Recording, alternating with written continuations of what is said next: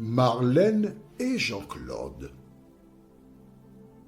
te présentent pour 2026 la série qui s'intitule « Voici, il vient ».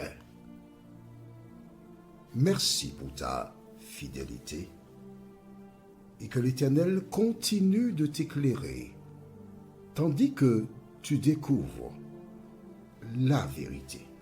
Quel bonheur pour nous de découvrir à nouveau ce magnifique récit qui nous rappelle que la foi en Dieu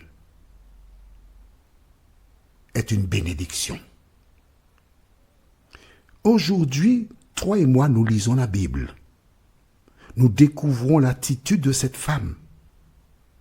Mais cette femme n'avait pas autant d'expérience que toi et moi nous avons. Pourtant, elle avait la foi en Dieu. Et toi et moi,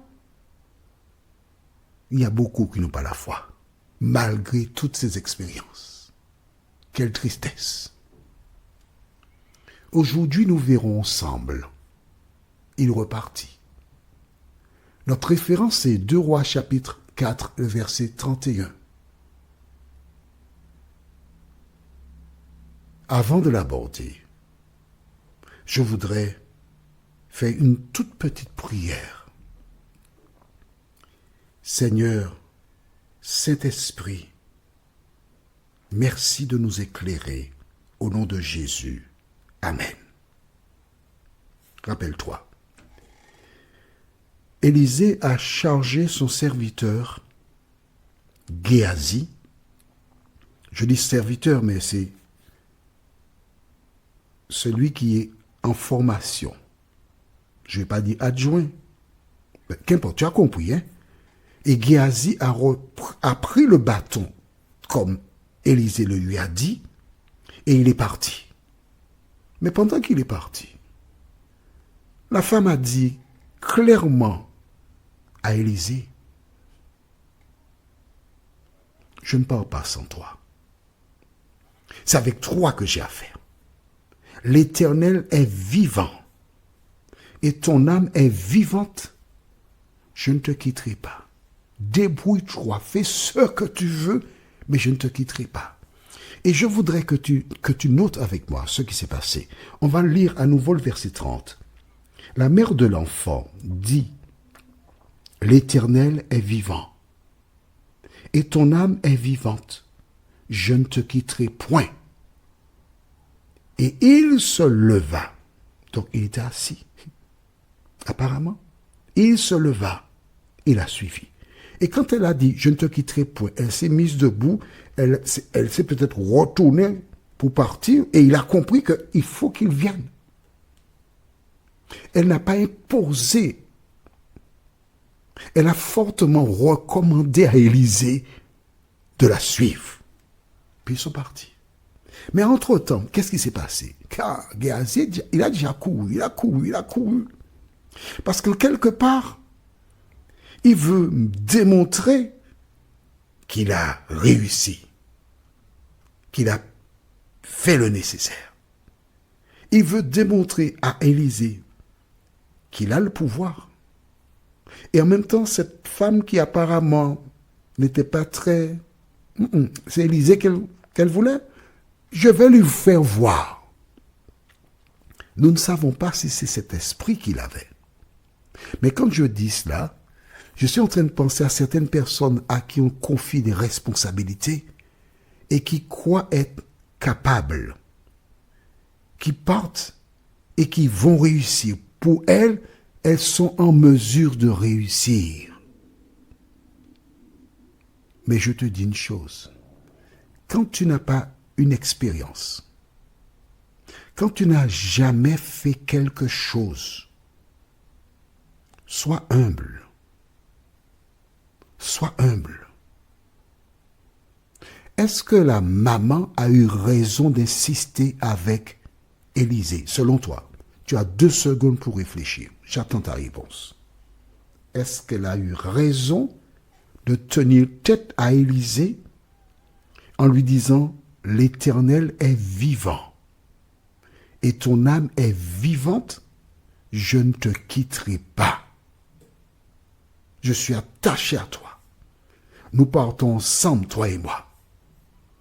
Est-ce qu'elle a eu raison? Il existe un proverbe que les hommes utilisent, à savoir, il vaut mieux s'adresser à Dieu plutôt qu'à ses saints. Et bien que les gens prennent cette tirade on se moque, hein? On ne peut pas ça au sérieux. Je te dis, quel que soit le problème que tu rencontres, il faut t'adresser à la bonne personne. Que s'est-il passé? Lisons verset 31. Géasi les avait devancés, et il avait mis le bâton sur le visage de l'enfant, mais il n'y eut ni voix, ni signe d'attention. Ah, il est parti. Et je reste convaincu que pendant qu'il se rendait à la demeure de la dame qu'il connaissait, il a prié. Il était sincère. Il croyait fermement que suite à son intervention, l'enfant reviendrait à la vie. Il le croyait. Sinon, il n'aurait pas été. Et quand il a été, il a fait tout ce qu'Élisée lui avait dit. Échec et mat. Soit te dire que ce n'est ni par la force, ni par la puissance, mais c'est par l'Esprit de Dieu.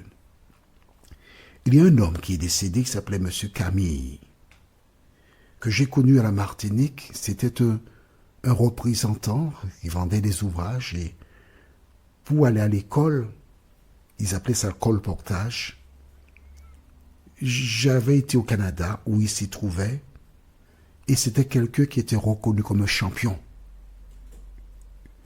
Il y avait des ouvrages, Secret de l'amour, guide de formation personnelle, guide d'éducation familiale, femme et mère, etc.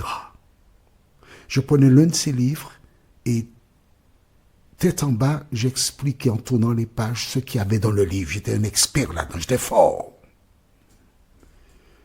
Mais quand je frappais à des portes pour présenter les ouvrages, je vendais un petit ouvrage qui s'appelait « Mieux se connaître pour mieux vivre » qui coûtait 2,50 $.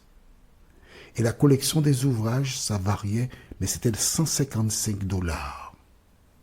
Et on m'a envoyé avec cet homme. Le matin, il me dit, viens, on va prier. Et lorsque l'homme priait, mes genoux me faisaient mal. Quand on a été à la première maison, il a toqué à la porte. Il ne savait pas présenter les bouquins. Il disait simplement, ce livre-là, c'est guide pratique d'éducation familiale, ça parle de l'éducation des enfants, guide de formation personnelle, et ça parle comment aider la personne à se développer. Mais moi, je connaissais le contenu, je présentais ça de manière majestueuse.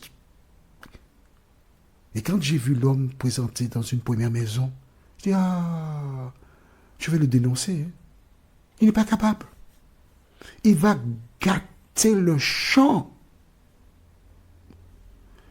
Et lorsqu'il a posé le dernier livre dans mon cœur, j'ai dit, qu'est-ce que tu penses? Et la dame a dit, ça coûte combien? 155 $ et puis je pense 20 centimes. La dame a été prendre son chéquier, elle a fait le chèque.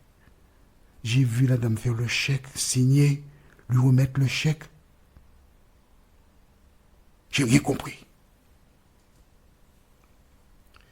Et c'est alors que lorsque j'ai lu la Bible, j'ai vu ce verset qui dit « Ce n'est ni par la force, ni par la puissance, mais c'est par mon esprit, dit l'Éternel. » J'ai passé un été extraordinaire avec cet homme.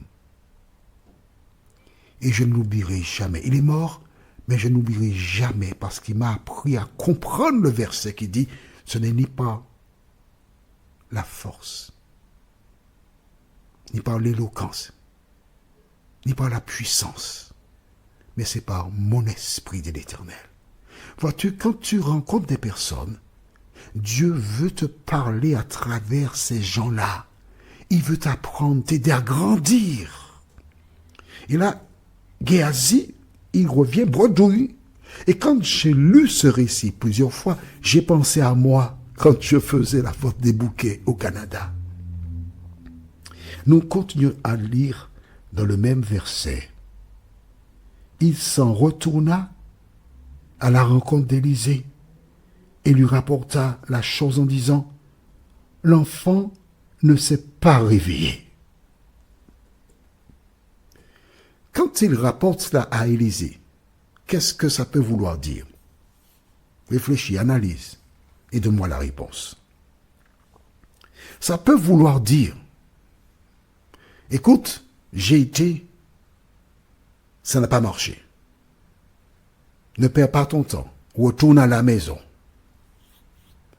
Parce que rien n'est possible. L'affaire est bouclée, il n'y a pas de solution, il est mort. Tout ce qu'on peut faire maintenant, c'est faire un trou et aider sa maman à enterrer l'enfant et puis l'affaire est classée. La femme n'entend même pas Géasi. Elle continue sa marche.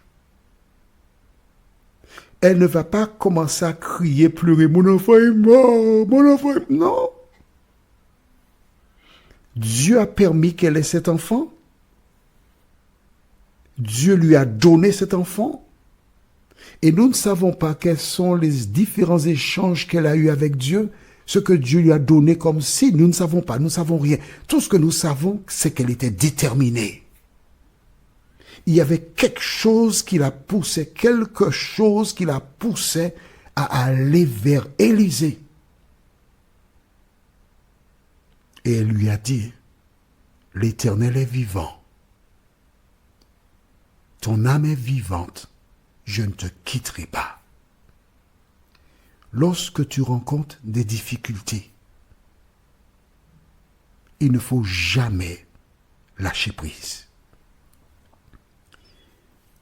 Élisée, qui a marché avec Élie, avait des éléments pour continuer de faire confiance à l'Éternel. En effet, Élie avait certainement raconté à Élisée, après avoir mis à mort les prophètes de Baal et d'Astarté, il était rentré chez lui. Et quand il est rentré chez lui, il a prié pour qu'il pleuve. Il a prié une fois, il a dit à son serviteur, va regarder. Regarde le ciel. Il revint, lui dit, il n'y a rien. Il fit cela une deuxième fois, puis une troisième fois, une quatrième, une cinquième, une sixième fois. Il n'y a rien dans le ciel. Une septième fois, et alors, à ce moment-là, le serviteur revint, lui dit, je vois un nuage dans le ciel. À la septième fois, l'Éternel a exaucé la prière d'Élie.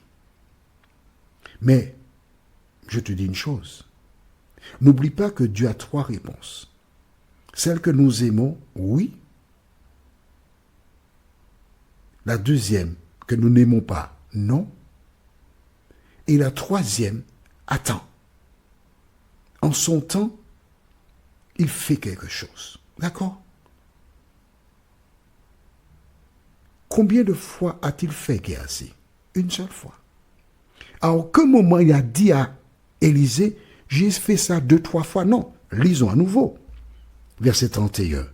Regardons ce qu'il a déclaré. Géasi les avait devancés et il avait mis le bâton sur le visage de l'enfant, mais il n'y eut ni voix, ni signe d'attention. Il s'en retourna à la rencontre d'Élisée. Une fois, puis il a fini avec ça. C'est terminé. Il pensait que ça viendrait tout de suite. Mais non, il s'est planté. Toi aussi, quand tu t'adresses à Dieu parfois, tu souhaites qu'il intervienne tout de suite, mais ce n'est pas comme ça qu'il fonctionne. Il faut persévérer dans la prière. Notre prochaine étude sera sur son lit. Et la référence se trouve dans 2 Rois 4, verset 32. 2 Rois chapitre 4, le verset 32. Prions. Notre Seigneur et notre Dieu, merci pour la parole. Merci de te tenir à côté de nous. Merci de nous vivifier. Merci de nous diriger. Merci de nous aider à nous rappeler que tu es avec nous tous les jours. Et cela jusqu'à la fin du monde. Fortifie celles et ceux, Seigneur, qui ont perdu la foi. Et que nous puissions tous nous rappeler que le Saint-Esprit nous accompagne tous les jours jusqu'à la fin du monde. Cette grâce, nous te l'avons demandée au nom de Jésus et pour ta gloire éternelle. Amen. Que l'Éternel continue de te bénir et il me tarde de te retrouver. Nous sommes parvenus au terme de notre réflexion. Si d'aventure tu as une question, il te suffit d'envoyer un message par le biais de WhatsApp au numéro suivant, plus 596 696 88 93 93. Et alors Jean-Claude, moi, je me ferai un réel plaisir de répondre à ta question.